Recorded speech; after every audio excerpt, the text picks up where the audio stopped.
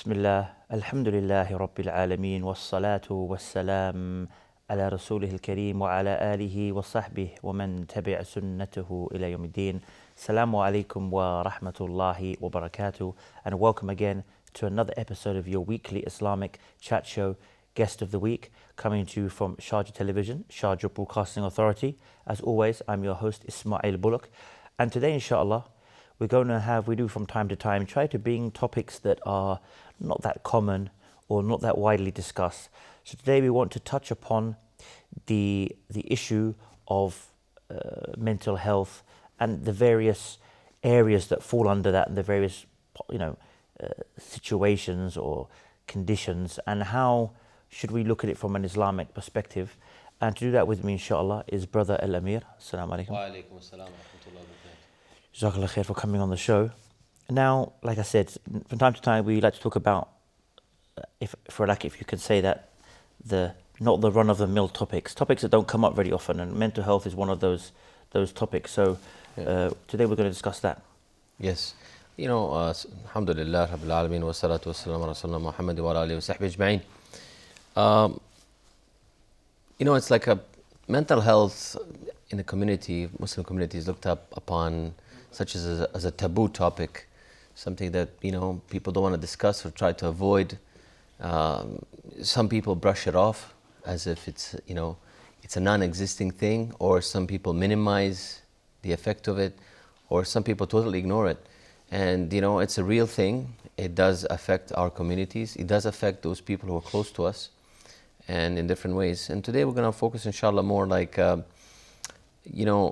how trauma affects mental health. When you think of the word trauma, you probably think of a soldier being injured in the field, or some violent car accident, or something like that, right? And that kind of trauma that affects, physical trauma affects those people, or somebody's close to you that affected you, because some of those people, have been affected that way physically. But trauma could mean many other things. So, for example, you have emotional abuse. This is also trauma. You have spousal abuse. You have physical abuse, domestic violence, household substance abuse. There are all these things that even we read in the newspapers. It's a real thing. I mean, we need to talk about these things. Even like parental separation, or some illness, terminal illness in the family, or somebody has been affected with a physical illness in a sense, not like your mental health, because it's a separate thing, but for example, somebody's given a diagnosis that's kind of a, difficult to bear type of a diagnosis. So all those things can affect one person, can affect a person in different ways. So we call this a traumatic experience, or a person can go to these traumas. So if you look at the statistics, majority of the people at some point in their life, being in their childhood, later on in life, suffered any of these kind of trauma. They were exposed to it in different shapes and forms, and different levels as well. And if you walk down the street, you probably half of the people have gone through this. And it's a real issue. Now, does it mean that all people suffer because of that? No. But we're going to talk about how to deal with this, and also we're going to see that some people do tend to have healthy relationship with such a trauma, that they were able to get out of it, that they're able to kind of cope with it, and there's mechanisms that do that. But let's look at the Islamic perspective, what Allah subhanahu wa ta'ala says about that. Allah subhanahu wa ta'ala says in the Quran, in Surah Al-Ankabut, أَحَسِبَ النَّاسُ أَن يُتْرَكُوا أَن يَقُولُوا آمَنَّا وَهُمْ لَا يُفْتَنُونَ. Do the people think that they will be left to say, we believe, and they will not be tried? I mean, this ayah is you could say, general ayah that's talking about different trials and tribulations that one may go through. But this is it. This is what dunya is about. It's not a perfect place. We are here, and there are certain trials that are going to come to us, especially the believers. And that's important as well, because some people may assume that just because they're believers or they're following the right way, that this means that everything will be, as we say, like hunky-dory. Everything will be absolutely perfect, And if it's not perfect, then the shaitan may come to them and may make them doubt, oh, am I really following the right way then? If I was following the right way, then surely I would be saved from these trials or these tribulations. But we can see from this ayah that it's saying it's not that simple thing of just saying you believe and there'll be no tests, for whatever those tests may be. Test in faith, Yes. test in to see how persistent you are in your worship, for example. But like you said, we can also talk in general. There will be general tests in life. So it's not a condition that just because it's not a criteria to judge whether or not, oh, I thought Islam was correct. Since I became Muslim or since I became practicing, I feel like I have more troubles. This is not a criteria to say, therefore, a'udhu billah, Islam is wrong, or, oh no, I should go back to my days of not being religious because then I had less problems. If anything, this could be a test that Allah is giving you so that you pass this test and Yes. you reach another level, you become so much closer to Allah and so much higher in your status and your reward. Yeah, because these tests are there to, like you said, to make us, to test us to see what we're going to do. And subhanAllah, how one deals with the situation is basically how one is spiritually well adjusted. How relationship with Allah is subhanahu wa ta'ala is well established with that individual. How he deals with this, and you know what, it can only make one stronger. I know we see this all cliches, you know. What doesn't make you what doesn't make you weak makes what's the word I'm looking for? Something like what doesn't kill you makes you stronger. Yeah, what Something doesn't along kill you those makes you lines. stronger. I mean, it's a cliche, right? We all hear about it. But you know, in this case, really, there's a way to deal with these things. Because one part of this mental health issue that, you know, we talk about is, you know, we have the arkanul iman, we have the six pillars, you could say, or 6 conditions of iman. And the 6th one is that we have to come to peace, that knowing that Allah is the one who controls everything. Everything happens by the will of Allah, right? That everything is preordained and all of these things. So sometimes this part, it comes in conflict with that.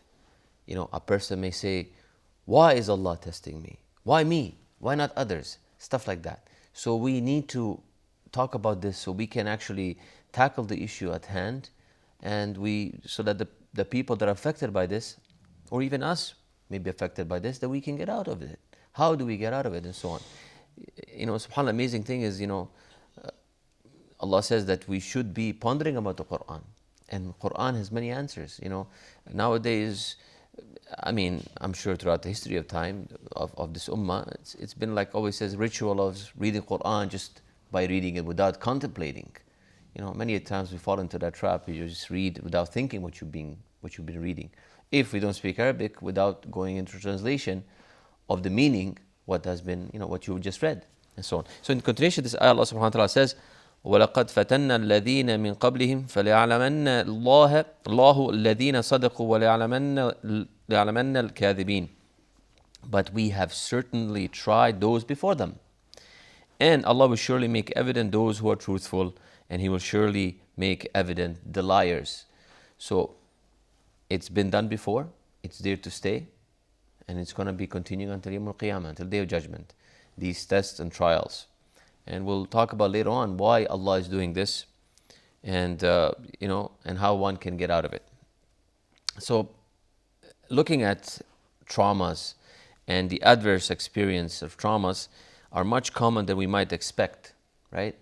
Like I said, half of the people, according to statistics, some statistics say even 2 out of 3 people have been exposed to some type of a trauma.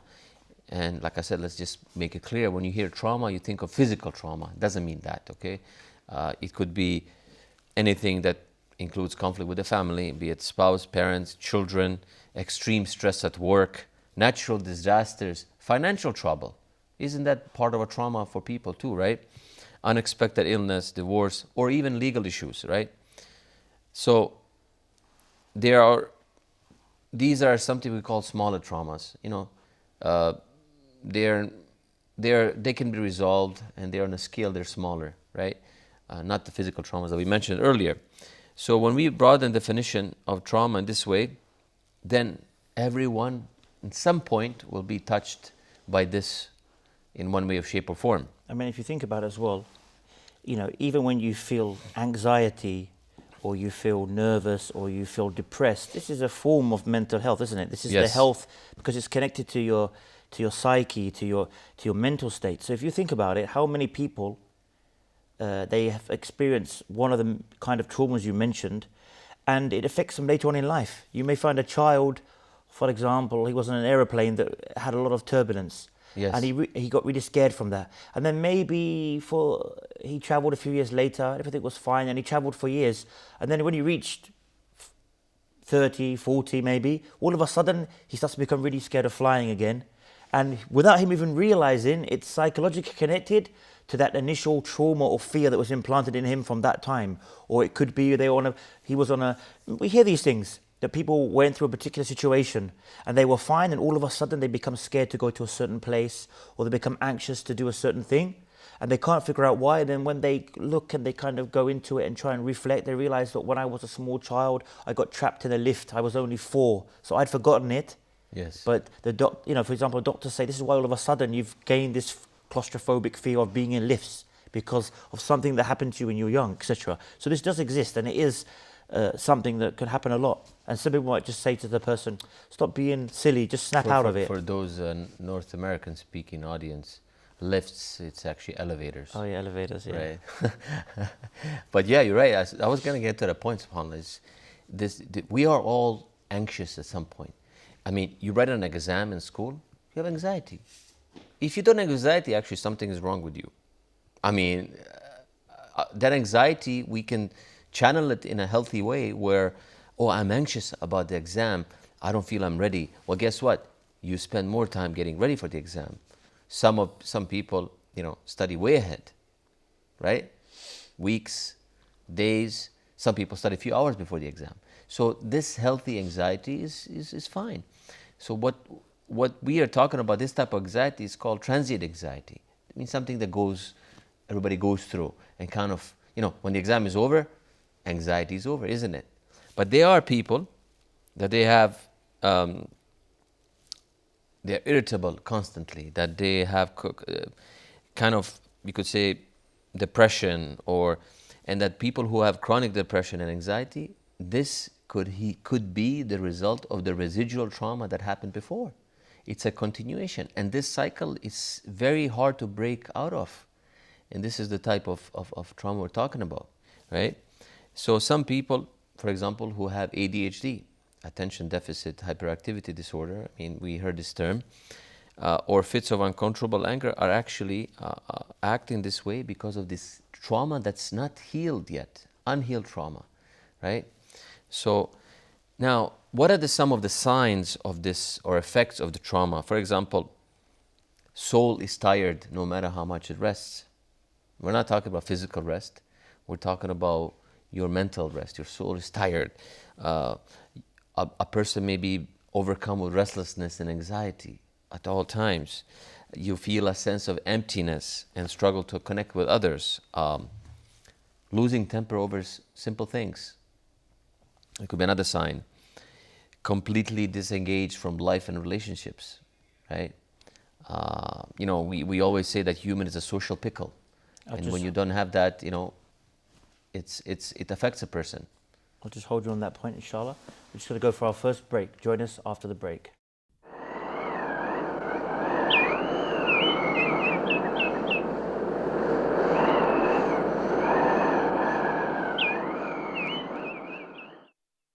Assalamu alaikum and welcome back. Now, just before the break, where we can recap, we started to mention some of the signs that people are suffering from these kind of problems.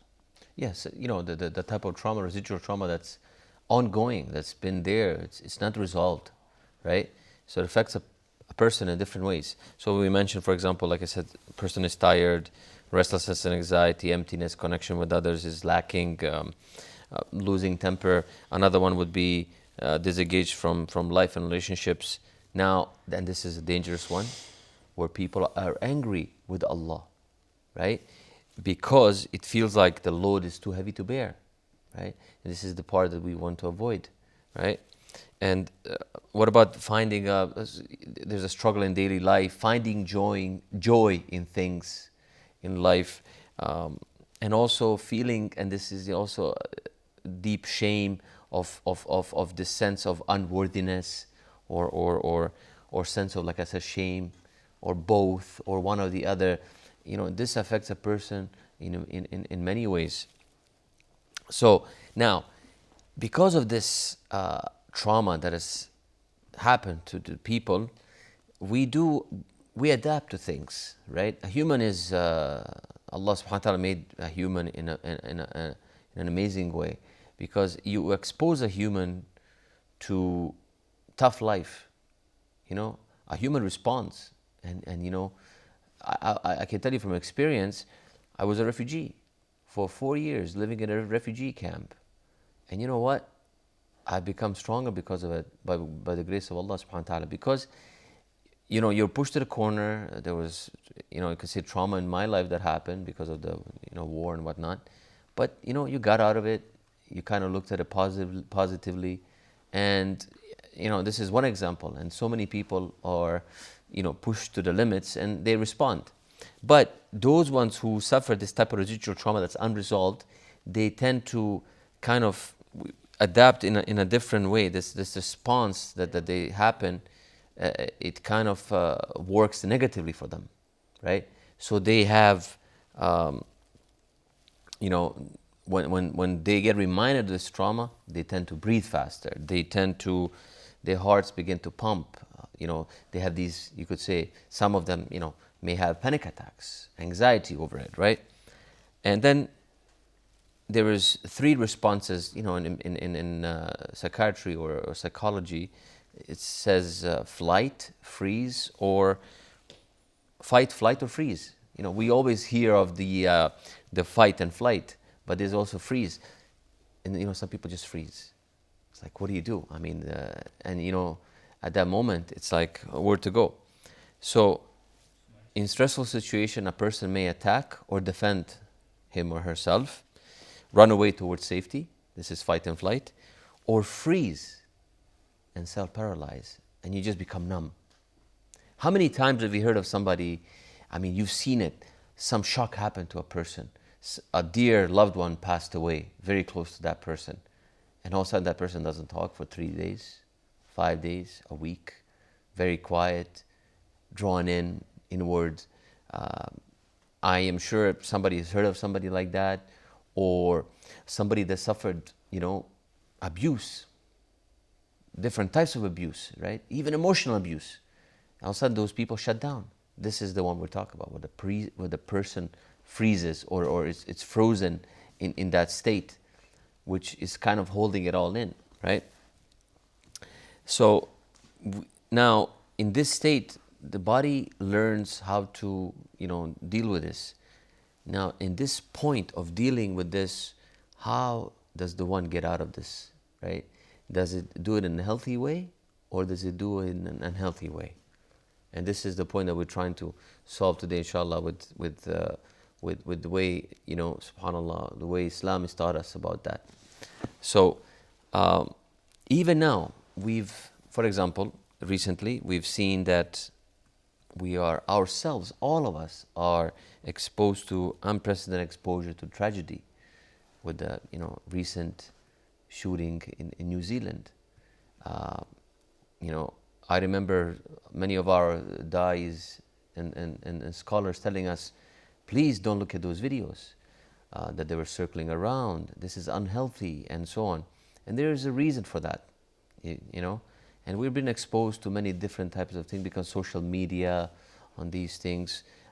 Even now, some people who are social media very popular, they will tell you one of the things we are exposed to, these people abusing us online. It's a real thing.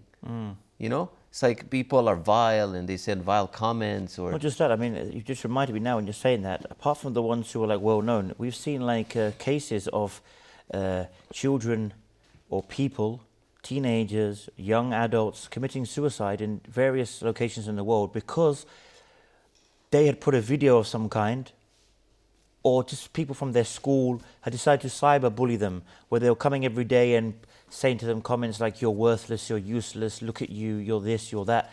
And then so many people doing it, that they took their own lives. So it does, like you said, this kind of also have a very negative effect. This kind of cyberbullying, this kind of comments, of course. which before wouldn't have been possible. Before the time of social media, you'd have to bully the person face to face. Yes, exactly. Now And they can behave very good at school, but then cyberbully you all night long when you get home. And and people on social media, they hide behind the cyber walls, if you want to call them. There could be anonymous. They could be pretending to somebody else, have a name and everything, but pretend to be someone totally different. And if they find a weak spot in that person they're bullying, they're going to attack it. And it's going to be never ending, right? So that causes that type of trauma as well. So now, is there an easy fix for all these things that we mentioned? No, there's no easy fix for trauma. But there is a possibility of healing. We can move past the pain, and it happens over time. It's not a automatic thing. In medicine and science, they like to say this is a post-traumatic growth, meaning that you grow out of it, or there's a way to grow out of it. There's a way to deal with it.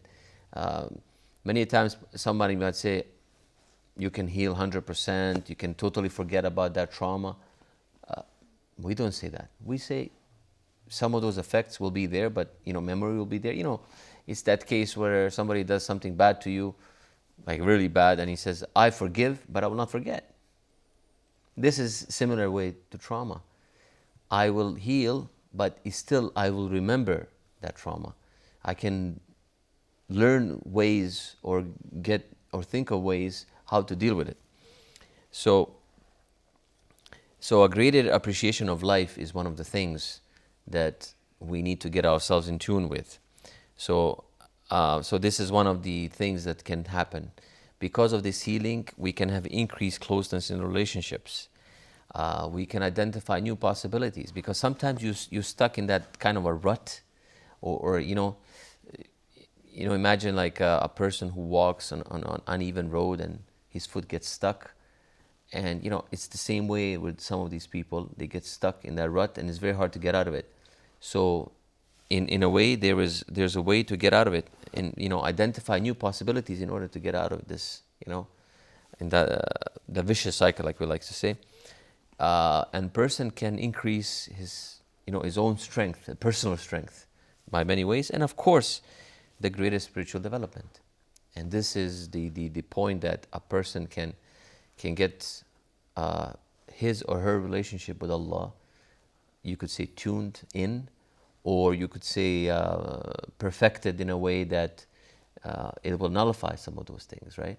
And also we know that having patience with these kind of problems is also a great reward, because we see in the Quran over and over again that Allah says that He will reward those who are patient. Yeah. That Allah will give those who are patient reward without limit, unlimited reward. And we know other ayahs where Allah says, Inna Allah ma'as sabri, indeed Allah is with, as in like close to, He loves those who are the patient. So obviously as well, when we have these problems and these issues, and we are patient with them at the same time, this also elevates us. So you could say, like, subhanallah, getting to know Allah, and when priorities change, Allah can become integral part of our lives. And the most famous ayah, and I always keep mentioning it, and this is a proof for us to tell us that subhanallah, this really does work. But Allah says, La yukallifullahu nafsan illa wasaha. Like, Allah does not overburden or charge a soul except what he or it can bear, or its capacity. It does not go beyond the capacity what we can bear. Allah does not give us more, right? So that means whatever comes our way, we can deal with it. Now, does that mean there's a weakness in us? If I am suffering through this trauma or these things, is there my weakness that I ask for help of others? Go to a therapy session, ask the professionals, right? One of the things that we find out, for example, in the West, in the communities, many of those things, imam, you go to any mosque, any center, in UK, US, Canada, or any France or whatever, you go to the imam of that mosque or whatever, you ask him, how is your community? How is your jama'ah? How is your congregation? And he will say, oh yeah, alhamdulillah, we have so many people coming, praying Jummah, we have activities, we have the study sessions and all this. But then he goes like, I get overwhelmed by so many of you could say, marriage problems, right? You could say parents having issues with their children, or children having issues with parents, or even like two brothers in the masjid not agreeing about something and there was like a disagreement and the imam has to deal with it, right? So the imam, in a sense, has become a psychologist, a therapist, dealing with these issues. And a lot of them are doing a good job of it, but some of them are not qualified to do that. So does that mean if we go outside the box and say, this person who's dealing with this situation or these issues, is it wrong to go seek outside help from a qualified individual? Of course not. It's not wrong. We should do that, and we should encourage that. There's nothing wrong. There's no weakness in it. I think this is the part that in our society we kind of tend to like, oh, but you're weak. Only weak seek help and so on. And this is a wrong way of thinking. And a healing can happen in many ways. So, for example, it starts from the mind. One of the things, we look at two things, mind and the heart, right? Look at the mind, what Allah subhanahu wa ta'ala says about mind in the translation of the meaning. We sent them with clear proofs and written ordinances, and we revealed to you the message that you make clear to the people that was sent down to them, what was sent down to them, and that they might give thought. Meaning that you're using your brain, that you're using your thinking, you're using your intellect in order to decipher all between these things, right? So, thinking and using our mind is important for reflecting, for observing, and of course believing. So it's okay. So in the field of psychology, for example, cognitive therapy and cognitive behavioral therapy are the tools or modalities or treatment modalities that are very effective. How they're effective, doesn't mean that somebody goes seeks therapy or goes to a psychiatrist, doesn't mean that this person is going to go and be on medication. No. First level or first stage of this treatment is cognitive behavioral therapy, for example. It's basically recognizing problems of things and how to deal with them at that moment, how to fix them, how to get out of that, like I said, rut or that stage that the person is in. Okay, I'll just hold you on that point. Please join us after this short break.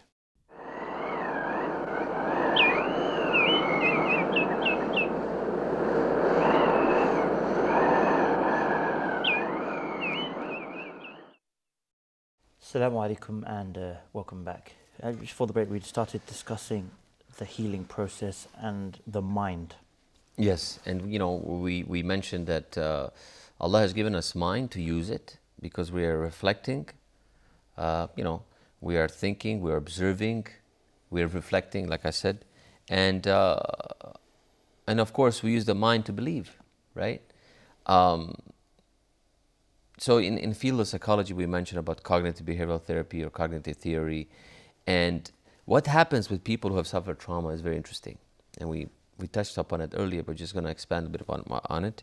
Is basically, what does it mean? Cognitive theory states that the individuals perceive and interpret the world around them influences how they feel and behave. So, a day-to-day, minute-to-minute based individuals, they interpret stimuli in the environment, right, into thoughts of varying types of awareness. For example, what we say is that those thoughts are automatic thoughts, right? So a person may interpret something like an automatic thought, like you see a car going down the road, speeding. Your automatic thought is, wait, that car is going fast. And you recognize that.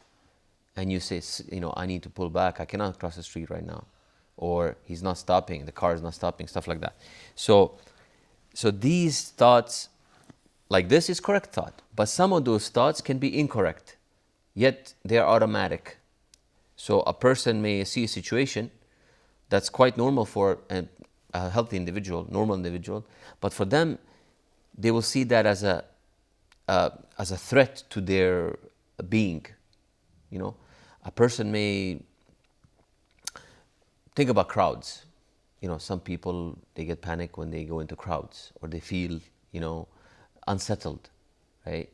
Like, for example, imagine, you know, even you go for Umrah and Hajj, there's a lot of crowds, right? So some people get that anxiety from that, which is okay. But how to deal with it is you know, and this automatic thoughts, how to get out of it is the way to this cognitive theory recognizes that, and the treatment for that, like we said, is that cognitive behavioral therapy. How to affect the behaviors that make us to go into such a place in first, you know, at first. So chronic, these automatic thoughts that are not healthy kind of become a negative thought, and they become chronic. Yeah. So the chronic negative thoughts can lead to dysfunctional or cognitive distortions that may lead to that feelings that are not good and behaviors that are irregular, you could say. I don't want to say wrong, they're just irregular, right? So in simple terms, our thoughts affect our feelings, right? Which in turn affect our behavior. And when we modify our thoughts, we can change our emotions and how we interact with the world. This is the goal of the cognitive behavioral therapy. So recognizing those thoughts, resetting them, hitting a reset button in our brains, changing our thoughts, eventually by doing that, our emotions will change and how we interact with the world that's around us. That's when the mind healing part comes in. Now we talk about heart. And heart, in Islamic psychology, for example, there is a special emphasis on heart in reasoning and belief and psychological healing. So the heart is mentioned over 100 times in the Quran and is central to our thinking and feeling. Allah subhanahu wa ta'ala says in the Quran, so have they not traveled through the earth and have hearts by which to reason and ears by which to hear? So Allah is telling us, don't they have hearts? For indeed it is not the eyes that are blinded, but blinded are the hearts which are within the chests. You know, a person may see something that's correct, but the heart may say, well, what you're seeing is incorrect. See? So there's that dilemma. Ibn Qayyim rahimahullah was famous about that, you know, talking about the afflictions of the heart and the dead heart and the sick heart and the healthy heart. And so we're not going to go into that, but there's a science behind it also, right? So there are several ways to soften the heart, but for example, we can see, for example, how Allah subhanahu wa ta'ala talked to Prophet Muhammad sallallahu alaihi wasallam. And we can see that Prophet Muhammad sallallahu alaihi wasallam was also sad and he was anxious. And a person may say, but the Prophet sallallahu alaihi wasallam was always happy. But there was a time, you know, we don't need to get reminded when that time was. It was in the revelation of Surah Duha, right? When the Duha was revealed, there was a pause between revelation, between the first surah, Alaq, and Duha, right? There was that period where the Prophet ﷺ felt like he was left alone or he was struggling. So let's look at what Allah says. وَالضُّحَى وَاللَّيْلِ إِذَا سَجَى, and so on, and translation the meaning, by the morning brightness and by the night when it covers the darkness, with darkness. Your Lord has not forsaken you, Muhammad, nor he has detested you. Right? Right away here, there's the clearing of this anxiety and this being left alone or feeling sad. And hereafter is better for you than the first life, which is this life. And your Lord is going to give you and you will be satisfied. And he's telling him of the things to come. He's giving him something good to feel about, right? This is what we're talking about, the feelings and the emotions. And did he not find you an orphan and give you refuge? Right? This is a reminder to Muhammad sallallahu alaihi wasallam. Look, yes, there was a trauma in your life. Didn't the Prophet sallallahu alaihi wasallam have trauma in his life? Of course he did. He lost parents at small age. He lost his mother at a small age, right? So, but he says, didn't he find you an orphan and give you refuge? So there's some positive thoughts coming out of it. And he found you lost and guided. And he found you poor and made you self-sufficient, right? So does that mean that he made you rich? No, but he said made you self-sufficient. Be happy with what you have, right? So as the orphan, do not oppress him. And as for the petitioner, do not repel him. And as for the favor of your Lord, report it. And he's telling the Prophet ﷺ how to deal with those people around him. And in a way, he's telling Prophet ﷺ that he's getting out of his own what he was feeling and helping him through this. And then he's telling him how to deal with others who are coming through this. This is a beautiful surah, and it can be dissected in many ways. He's telling the Prophet ﷺ how to deal with those who have suffered from the people who have suffered trauma, how to deal with them, and how to, for example, do not oppress the orphan, right? Do not repel the one who's asking you things, right? So, subhanAllah, it offers us answers how we can heal from psychological trauma. And this chapter provides us a glimpse how Allah subhanahu wa ta'ala comforted Muhammad sallallahu alaihi wasallam, the best of mankind. And in all of this we see that the Prophet sallallahu alaihi wasallam was the best of mankind, yet he himself, he had some of those, you could say, traits. It reminds me as well when Prophet sallallahu alaihi wasallam's son Ibrahim died, and he was very upset, and there was one of the people from Quraysh who was making fun of him. Yes. He could see he was upset, and he was making fun of him because to them it was all about having your offspring who will follow in your lead. And of course we know the Prophet is not like that. They're not kings, they're not looking for power and authority, so they're going to hand it down to their children. But this is how the Arabs were looking at it, like you have no male relatives who will carry on your legacy. So he was making fun of him, and the Prophet ﷺ felt upset. Then Allah revealed the surah, Inna a'tainaka al-kawthar, we have given you, O Muhammad, al-kawthar, which is like better than anything, like a river or a pond in paradise. Yes. And then the end of the chapter says, Inna shani aka huwa al-abtar. Indeed, he is the one who was cut off. To the extent now that most people, they cannot find in the books the name of this individual from the Quraysh. So Allah was saying, rather, O Muhammad, it will be him to uplift his spirits and show to him, it won't be you who's forgotten and who will be cut off from being remembered by the people. Rather, it will be him. Innahu shani aka huwa al-abtar. He is the one, and he passed away, and no one knows who he was, and he had no lineage, and he was completely forgotten about. Whereas the Prophet Muhammad sallallahu alaihi wasallam. So again, there was these verses to uplift, and we can take the Quran general, of course. So many different places we can find these verses if we actually took our time to read them.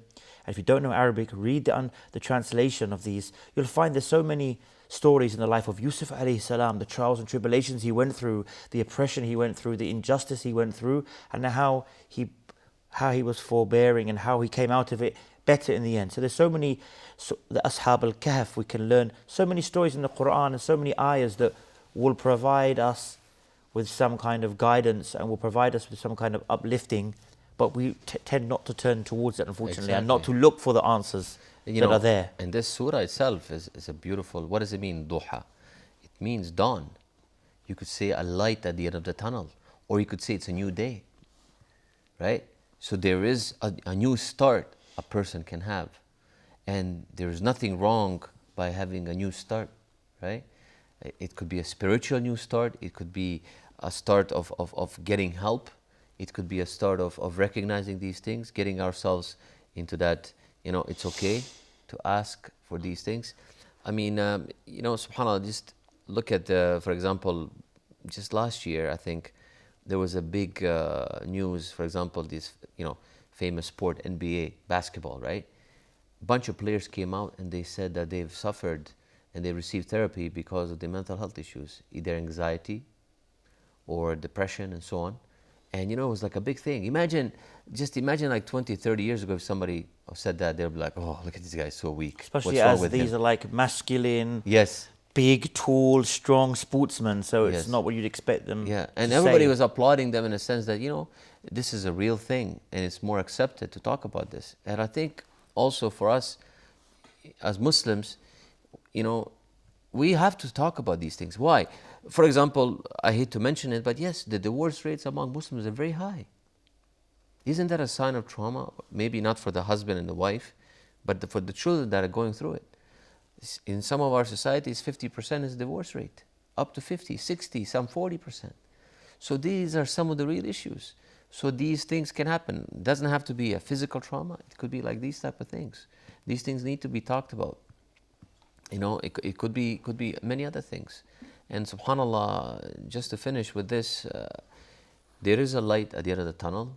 We just have to recognize it. We have to establish our relationship with Allah. We have to get it better. We have to realize where we are lacking in that relationship. Is it because we don't have enough knowledge, or is it because of we have not put it in a proper perspective, right? You know, also recognizing that there are limitations. Our physical bodies, we have limitations.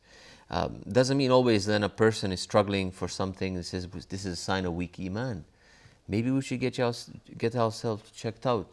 Maybe iron is low. We found, for example, even we live in a place that is always sunny, right?